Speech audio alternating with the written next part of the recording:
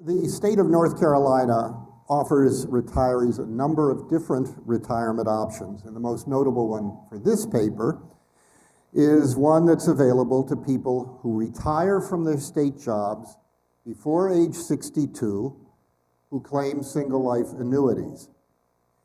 These people can opt for a state pension that starts high and then steps down at age 62 when people become eligible for Social Security retirement benefits, so that the combined pension benefit plus Social Security is the same as the state pension was before age 62.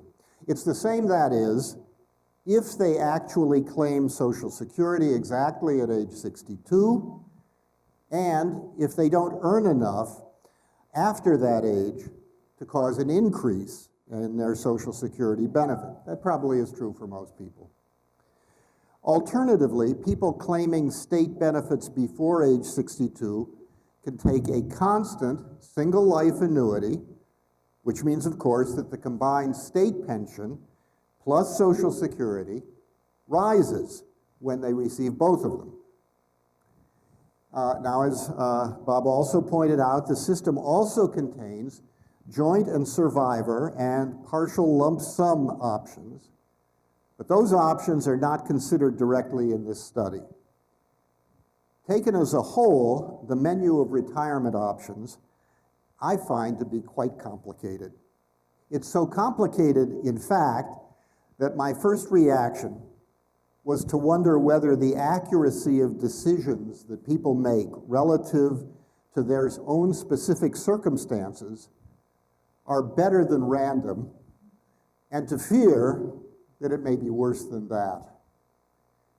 The authors set as their task to identify the personal characteristics that dispose some people to take what I'm going to call a step-down state pension, which they call Social Security leveling, rather than a constant state pension. The authors use both administrative records and a survey administered to a subset of the larger group, actually more surveys than one. Certain groups opt disproportionately for the step-down pension. I had presumed everybody would have a copy of the paper in front of them, but I realize that is not the case. But if you do, Table 5, which is a linear probability regression, shows that these groups, the ones who take the step-down pension disproportionately, include men, people with long tenure under the state pension plan, and people who claim benefits at comparatively young ages who are taking a discounted benefit because of early retirement. Table 6, which it will come as no surprise, comes immediately after Table 5, is not a regression, but a list of sample means of those who were surveyed. These data are from the survey, not from administrative records.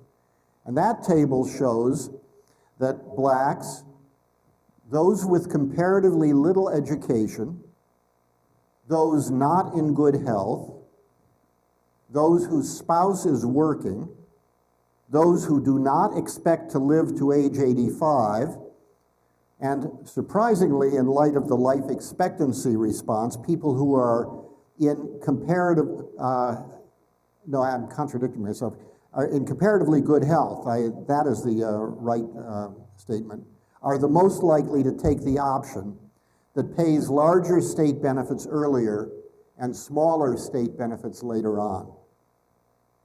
If one is looking for which factors are driving people's choices, I don't find Table 6 to be a whole lot of help for a couple of reasons. The independent variables are correlated with one another, and that means that one can't really tell which variable would be doing the work in a fully specified regression, especially if the regression had some interaction terms. And, just as important, information on assets, the variable that I think simple theory suggests would influence the decision on whether to take the step-down pension option, data on assets are missing. I'm going to come back to assets in a moment. To my surprise, the paper included no regression based on the combined information available in both administrative records and from the survey. I gather from conversation with Bob that will be coming along in future versions. But I have to say, the reason I missed such a regression is that I really would like to have more evidence on whether pensioners' decisions on which option to take reflect sound reasoning, bewilderment, or systematic error. I was hoping that Table 7 would report such results, but it reports instead results that seem to me a little odd and which make me wonder actually whether I was reading the table correctly. Table 7 in the paper inverts the questions that I would have liked to have had asked. The dependent variables in Table 7 are measures of financial status of pensioners. I would like instead to have a model to help explain who takes the step-down pension and why they do it. Instead, the first equation in Table 7 reports on what factors are associated with financial fragility, defined as the inability to come up with $2,000 if an unexpected need arose next month. Just under 32% of respondents classified themselves as financially fragile, according to this definition. The second equation tells us that 57% of respondents said they had saved enough for retirement, an answer that doesn't seem to jibe quite with the previous answer. The third tells us that fewer than 7% said they did not have enough information to make their annuity choice, which frankly I find would be amazing if it were true. And I'd like to see some evidence and analysis on whether it is true. The fourth equation in Table 7 tells us that more than 3/4 of respondents said they were able to maintain a satisfactory standard of living in retirement. Now, those are all, I think, interesting facts, but regressions such as those in Table 7, which put these variables on the left-hand side and the choice of a step-down annuity on the right-hand side, don't help me understand why people chose the step-down annuity. Nor does it tell me whether those choices were the result of sound reasoning, bewilderment, or systematic error.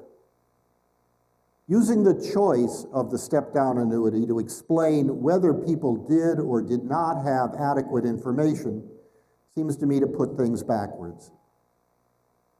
The authors suggest quite sensibly, I think, that people might take the step-down annuity for any number of quite sensible reasons. First, they might not expect to live very long. The two-way correlation of responses to a question on whether people expect to live past age 85 indicates just that sort of relationship. Another explanation might be that they have few assets to support themselves before they become eligible for Social Security. But I couldn't see from this paper, although I gather the next edition I will see, evidence of, with respect to asset holdings. And obviously that variable is important because the discount rate, which earlier on was 7.5% and is now 7.25%, used for trading off post-age 62 pensions for pre-age 62 pensions, makes that trade-off objectively unattractive for those with sufficient life expectancy and sufficient assets to sustain themselves until they are eligible for Social Security. Why, incidentally, do states use high discount rates?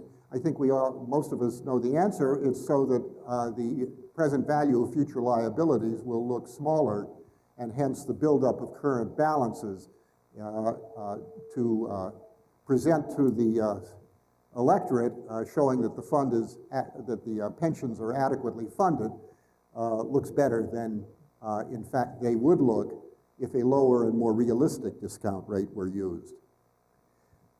Another reason why people might take the step down is that given the trade-off generated by the step-down pension is as unfavorable on the average, one might expect that those who are financially poorly informed would take that option disproportionately. But I can't tell if those who said they had enough information to make the decision were truly well informed or were merely fooling themselves. The authors indicate that they're going to be doing more analysis on the data that they've gathered, and I want to enter a request on what I'd like to see in the succeeding versions. First, purely a formal matter, I'd like to see an appendix that includes a full explanation of all the variables, but especially a copy of the survey questionnaire. In particular, I'd like to know whether the questionnaire contained questions to test the financial knowledge, a la Anna Maria's recommendations, to test the knowledge that people actually have, in addition to their responses on whether they felt they had sufficient information. Second, and most important, I'd like to see a major effort to relate the decision to take the step-down pension to plausible causes. For example, does the rather marked inverse correlation between the tendency to take the step-down pension and education reflect a lack of financial sophistication that causes those without education to take a bad deal? Or does the inverse correlation of claiming the step-down pension, the inverse correlation with education, reflect a sound calculation reflecting the comparatively short life expectancies of those with little education, so that they're really just getting it while they can? Or are the less educated acting out of necessity because they have few assets and are hard-pressed financially?